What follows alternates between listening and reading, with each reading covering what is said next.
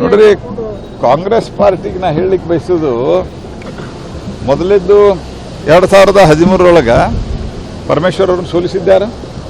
ಸಿದ್ದರಾಮಯ್ಯನವರ ಜನ ಇತಿಹಾಸವನ್ನು ಅಷ್ಟು ಸರಳವಾಗಿ ಮರೆಯುವುದಿಲ್ಲ. ಯಾರು ಸೋಲಿಸಿದ್ರು?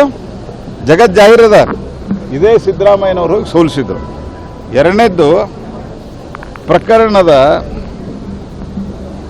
ಅಂದರೆ ಬಂಗಾರವನ್ನೇ ಕಳ್ಳತನದಿಂದ ತರುವುದನ್ನು ಹಿಡಿದುಕೊಂಡು ಉಳಿದ ಈ ಎಲ್ಲ ಪ್ರಕರಣಕ್ಕೆ ಸಂಬಂಧಿಸಿದಂಥ ಮತ್ತು ಉಳಿದೆಲ್ಲ ವಿಷಯಕ್ಕೆ ಸಂಬಂಧಿಸಿದಂತೆ ಒಬ್ಬರಿಗೊಬ್ಬರು ಇಡಿ ಆಕ್ಷನ್ ತಗೋರಿ ಅಂತ ಪತ್ರ ಬರೀತಾ ಇರೋರು ಯಾರು?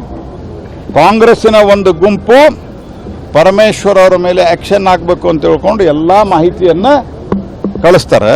ಮತ್ತು ಇಲ್ಲಿ ಡ್ರಾಮಾ ಮಾಡ್ತೀರಿ ನೀವು. ನಾನು ಸ್ಪಷ್ಟವಾಗಿ ಹೇಳಲಿಕ್ಕೆ ಬಯಸ್ತೇನೆ, ಪರಮೇಶ್ವರ್ ಅವ್ರ ಬಗ್ಗೆ ನಮಗೆ ಗೌರವದ, ಅವರೊಬ್ಬ ಸಭ್ಯ ರಾಜಕಾರಣಿ. ಏನಾಗಿದೆ ಅಂದರೆ ಅವರು ಹುಡುಕ್ತಾ ಇದ್ದಾರೆ. Because there are complaints.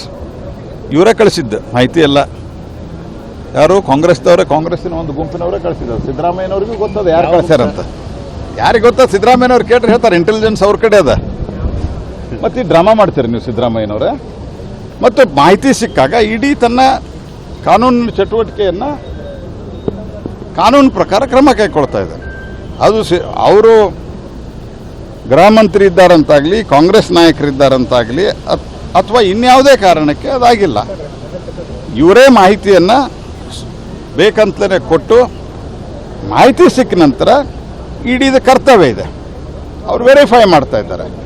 ಯಾವುದೇ ಕಾರಣಕ್ಕೆ ಪರಮೇಶ್ವರ್ ಅವರಿಗೆ ತೊಂದರೆ ಕೊಡಬೇಕು ಅನ್ನುವಂಥ ಯಾವ ಉದ್ದೇಶವೂ ನಮ್ಮ ಸರ್ಕಾರಕ್ಕೆ ಇಲ್ಲ. ಕಾನೂನು ಪ್ರಕಾರ ತಪ್ಪು ಮಾಡಿದರೆ ಆವಾಗ ನಾನೇ ತಪ್ಪು ಮಾಡಲಿ, ಸಿದ್ದರಾಮಯ್ಯನವರೇ ತಪ್ಪು ಮಾಡಲಿ, ಪರಮೇಶ್ವರೇ ತಪ್ಪು ಮಾಡಲಿ, ನಮ್ಮ ಪಾರ್ಟಿಯವರೇ ಇನ್ಯಾರೇ ತಪ್ಪು ಮಾಡಲಿ, ಆವಾಗ ಕಾನೂನು ಪ್ರಕಾರ ಕ್ರಮ ಆಗ್ತದೆ. ಎಲ್ಲದಕ್ಕೂ ರಾಜಕಾರಣ ಹೇಳಿಸಿದ್ರೆ ಆಮೇಲೆ ಭಾಳಷ್ಟು ಸಂಗತಿಗಳು ನಿಮ್ಮ ಪಾರ್ಟಿಯವರು ಏನೇನು ಮಾಡ್ಯಾರ ಅಂದ್ಬಂದ್ರೆ ನಿಮ್ಗೆ ಭಾಳ ತೊಂದರೆ ಆಗ್ತದೆ.